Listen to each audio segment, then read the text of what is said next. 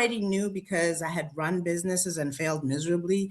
And only when I got mentorship did I really start to be successful. So I Mhm. already knew, but they didn't let me not get mentorship. They That's really, and if there isn't that, because it's not always going to be that, you have to be working hard to get mentorship, just in the same way that you would work hard to get to work or get to whatever, because that will either make you or it'll break you. And also, sometimes you can work so hard and think you're doing everything right, and you'll be so frustrated because there's yeah. some missing pieces of information. And a mentor is there to kind of help you through that process.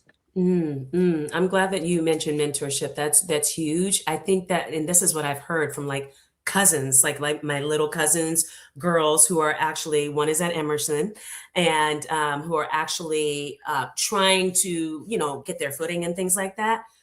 Trying to get a mentor. Like, I want a mentor. Like, how do I go about getting a mentor? So maybe after the video, we can talk a little bit about who they should be asking for mentorship and what they should be giving in return, because a lot of people just think like it's a free reign to just ask the questions, right? And it should be like a symbiotic type relationship.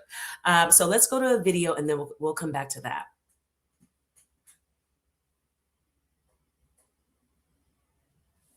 Balance. But now you're working from your bed, answering emails at midnight, and wondering why you're still burned out. Let's be real. Working remotely doesn't mean you're working less. It often means you're always available. That commute you cut, it got replaced with back-to-back Zooms. That flexibility you were promised turned into a blurred line between your home and your job. Slack pings at 9 p.m., morning meetings before coffee, and that creeping guilt when you're not constantly online.